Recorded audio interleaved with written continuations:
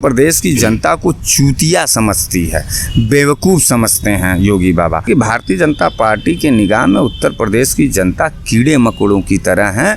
जो समझ में आएगा वो बोल देना है। और इनके जो चाटुकार टाइप के कार्यकर्ता हैं, जिनके घर में भारतीय जनता पार्टी के कार्यकर्ता हैं, उनके घर की बहन बेटियां अब उसको जो है ना हिकारत भरी निगाह से देख रहे हैं, जलालत की निगाह से देख रहे हैं। उनके घर में उनकी कोई इज्जत नहीं है। भारतीय जनता पार्टी कहाँ ब्राह्मणों की पार्टी रही है आज तक? बताइए। भारतीय जनता पार्टी बनियों की पार्टी रही। ये आरएसएस और बजरंग दल के जो भूखे नंगे लोग हैं, जिनको कभी कोई रोटी नहीं मिल सकता था, जो कभी अपने बाजुओं में ताकत नहीं रखे, कभी मजदूरी नहीं किए, बेहयाई की जो रोटी तोड़ते थे, जलालत की जो रोटी तोड़ते थे, वो दलिद्रताई का विकास हुआ है, भूखमरी का विकास हुआ है बनारस के अंदर, झूठ झपाट का विकास हुआ है, अत्याचार भ्रष्टाचार का विकास हुआ। विकास के नाम पर नरेंद्र मोदी और योगी पूरी तरीके से फेल हैं और पूरी तरीके से इनके मैंने विकास तो बाँझ हो गया ना विकास पैदा ही नहीं हुआ कि। और योगी जी की बातों को सुनना है ना, तो हमारे यहाँ पांडेपुर पागल खाना है, वहाँ जाइए, पागलों से बात करिए,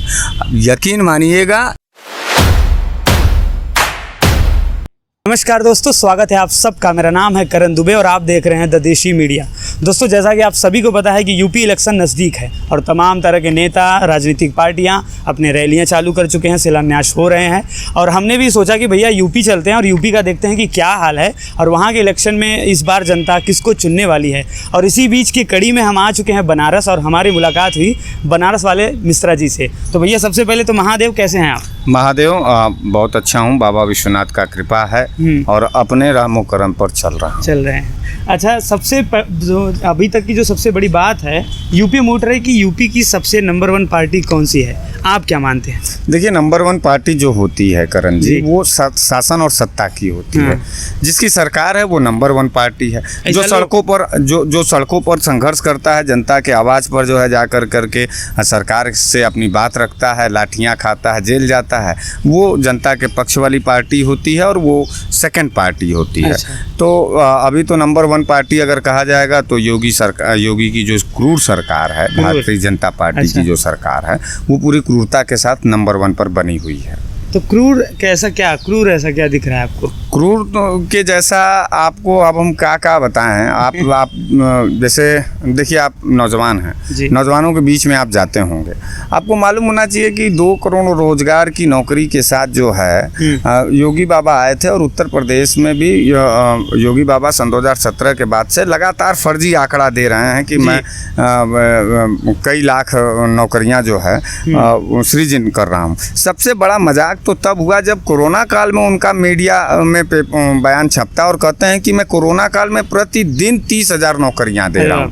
ये एक बड़ा मजाक था। तो इसको ये मजाक, जिस बुरे दौर में नौजवान अपने घरों में रोजी रोटी के लिए जो है किल्लत भर रहा हो और उसके सामने कोई रास्ता ना हो, और उसके साथ इस तरीके का मजाक जो है एक क्रूरता का हद होता है। इसलिए मैं योगी सरकार को, यानी भारतीय जनता पार्टी की सरकार को क्रूर सरकार कहता हूँ। जैसा कि आपने बताया फर्जी, तो अभी बड़े बड़े पोस्टर्स लगे हैं यूपी में, हर जगह होर्डिंग्स लगी है कि यूपी भारत का सबसे नंबर 1 स्मार्ट सिटी है। उसके बारे में क्या कहना चाहेंगे कि क्या सच्चाई है? ये तो यहाँ आने पे पता चलेगा। और जैसा कि आपको पता है कि बनारस मोदी जी का संसदीय क्षेत्र है, तो सबसे ज़्यादा विकास तो यही होने चाहिए। तो क्या लगता है आपको, सच में स्मार्ट सिटी है यूपी? भारतीय जनता पार्टी के होल्डिंग और पोस्टर को आप देखेंगे तो पगला जाएंगे। ये पागल बनाने वाला, होल्डिंग और पोस्टर लगाने वाला इनका मेथड है। ये पागल है ये हैं और जनता को भी पागल समझते हैं और पागल करना चाहते हैं। हम एक बात बताइए, आप बनारस में हैं, मेरे कहने पर आपको कोई विश्वास नहीं करना है।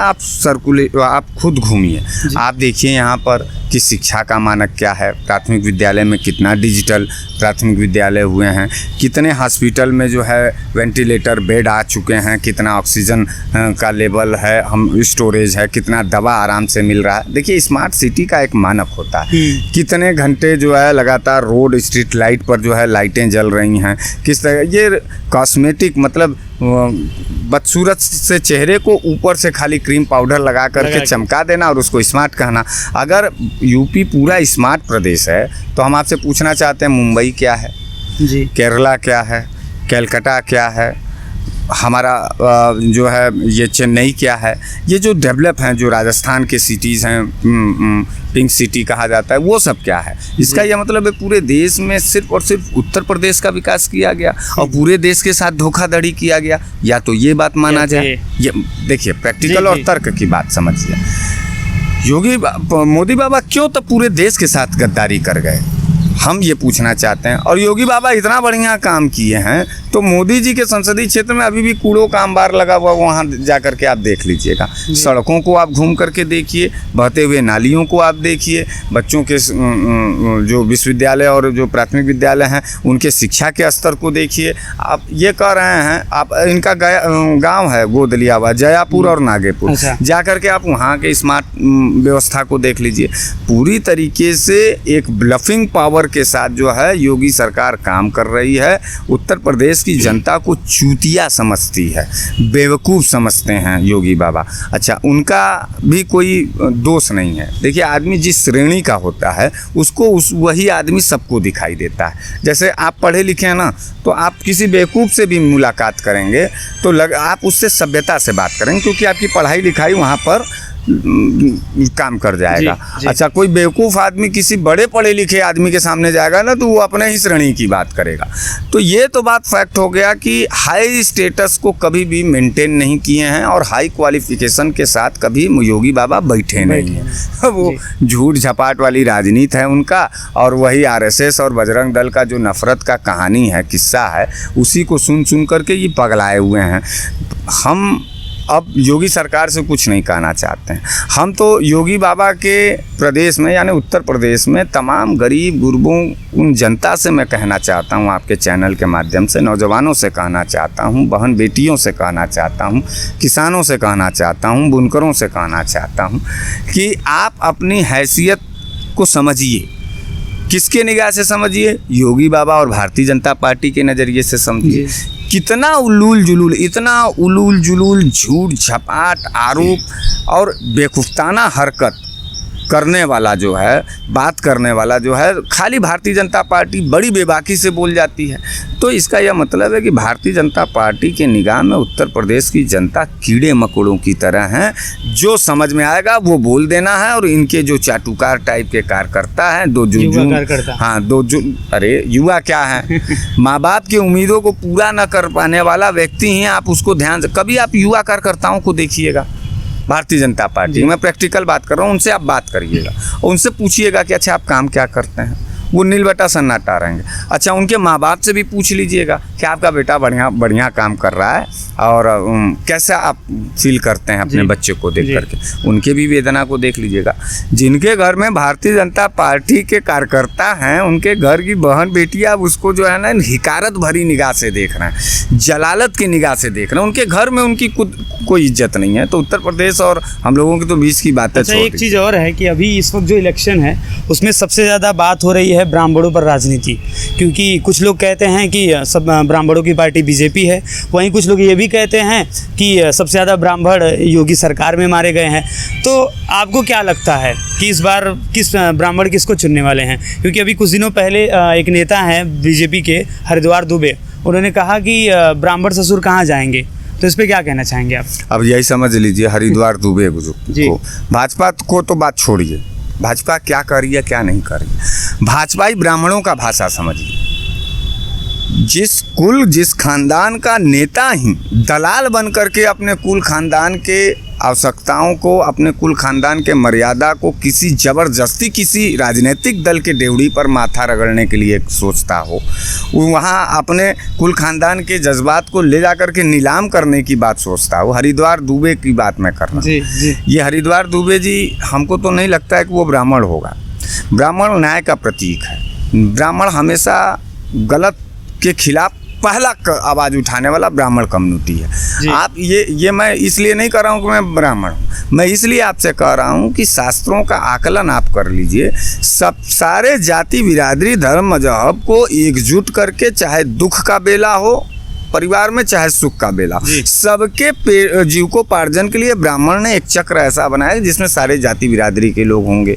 रही बात भारतीय जनता पार्टी की, भारतीय जनता पार्टी कहाँ ब्राह्मणों की पार्टी रही है? आज तक बताइए। भारतीय जनता पार्टी बनियों की पार्टी रही है। इस पूरे कोरोना लॉकडाउन में नोटबंदी में बनिया लोगों को बहुत फ़ायदा हुआ, जीएसटी में बनिया लोगों को फ़ायदा हुआ, वो चोरी चकारी अपना कायदे से कर रहे थे। अब कोरोना काल आया, आपको याद होगा, शायद आप भूल मत जाइएगा, 5 किलो का आटा का बंडल जो 25 रुपया मतलब 25 रुपया किलो आटा का 125 रुपया मिलता था, वो उसी लॉकडाउन में जो है 200 रुपया, 250 250 रुपये का मिल रहा था। सारे सामानों का काला बाजारी की जा रही थी। लोग डर सहम करके एक एक दिन एक एक समय का खाना नहीं खाते थे, दूसरे समय में परिवार का खाना खाते थे। लेकिन लोगों का कहना है कि सबसे ज़्यादा राशन कार्ड योगी सरकार में बटा। आपको तब मालूम नहीं है, प्रधानमंत्री जी का वो बयान पढ़ लीजिए जी। प्रधानमंत्री सन 2017 में सम्मेलन किए थे और उसमें कहे कि आप लोग राशन कार्ड छोड़िए, राष्ट्र हित की बात है। अच्छा। तो जब मोदी ने ही कह दिया है, पहले एक बात हमको ये जानना है भारतीय जनता पार्टी से कि मोदी बड़े हैं या फिर योगी बड़े हैं। मैं ये पूछना है, ये इन सबों को तय करना है। हमारे नज़र में तो दोनों छोटे हैं। जिसकी बुद्धि छोटी हो, जिसका कार्य छोटा हो, जिसका सोच छोटा हो, वो हमारे नज़र में सबसे ज़्यादा छोटा है। उससे हमसे कोई मतलब नहीं है। हम तो ये इस बात को पूछना चाहते हैं कि योगी बड़े हैं कि मोदी ने छुड़वाया सबके सामने, उसके बाद जो है योगी करण सबसे ज़्यादा बन रहा है। तो कहाँ बन रहा है, हमको इसका जवाब दीजिए। इसकी बात कर, राशन खूब बटा, राशन तो हर सरकार में बटा, राशन कहाँ नहीं बटा। लेकिन लोग इसको तो आशीर्वाद के रूप में मान रहे हैं, ऐसा लोग कहते हैं। ये ऐसा लोग नहीं कर रहे हैं। ये आरएसएस और बजरंग दल के जो भूखे नंगे लोग हैं, जिनको कभी कोई रोटी नहीं मिल सकता था, जो कभी अपने बाजुओं में ताकत नहीं रखे, कभी मजदूरी नहीं किए, बेहयाई की जो रोटी तोड़ते थे, जलालत की जो रोटी तोड़ते थे, वो इनके लिए आशीर्वाद था। आपको मालूम होना चाहिए, मैं बार बार आपको, मैं तो प्रैक्टिकल बात कर रहा हूँ। आपके देश के अंदर खाद्य सुरक्षा अधिनियम लागू किया गया। क्यों लागू किया गया और जानते हैं किसके लिए लागू किया गया? समान सभी लोगों के लिए। बंगला वाला भी सरकार का दिया हुआ खाएगा राशन कार्ड में, झोपड़पट्टी वाला भी सरकार का दिया हुआ खाएगा। पुराने सरकारों में जनता कभी डिवाइड नहीं हुआ करती थी। तिरंगे के नीचे सभी जाति मजहब के लोगों का सबका अधिकार एकत्रित होता था और उनको मिलता था। भारतीय जनता पार्टी तो नफरतबाजों की पार्टी है। ये तो इनका तो बस चले तो ये अपने माँ को अलग कर दें और अपने बाप को अलग कर दें। ये इनका जब बस चले तो ये अपने माँ को माँ भी नहीं कहेंगे, ये अपने बाप के पैदाइश की जिम्मेदारी भी नहीं समझेंगे। ये कहेंगे मैं धरती से निकल करके आया। तो ये पागलों की जमात है यार। जहाँ संस्कारों की हत्या हो, जहाँ अहंकार का वास हो, जहाँ सिर्फ और सिर्फ लूट और हिंसा का बात हो, वहाँ आप तरक्की की बात नहीं मत करिए। अच्छा, क्योटो का जो सपना था मोदी जी का, क्या लगता है आपको पूरा हो चुका है? बनारस को क्योटो बना दिया गया है? मोदी जी की मैं बार बार कह रहा हूँ कि अगर मोदी जी की और योगी जी की बातों को सुनना है ना, तो हमारे यहाँ पांडेपुर पागल खाना है, वहाँ जाइए, पागलों से बात करिए। यकीन मानिएगा, एक बार योगी मोदी के पूरे भाषण को सुनिए शुरू से लेकर के अभी तक, उसके बाद जो है पागलों से बात करिए।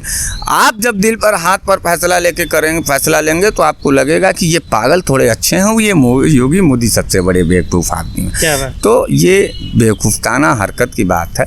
आप बनारस घूम रहे हैं, बनारस बड़ा है, काशी की परंपरा बड़ा था, क्योटो बड़ा था। जी नहीं, परंपरा मैं आपसे पूछ रहा हूँ। लोग कहते हैं कि काशी सनातन शैक्षणिक राजधानी है, काशी धर्म की राजधानी थी, काशी जो है परंपरा की राजधानी थी, काशी संस्कृति की राजधानी थी।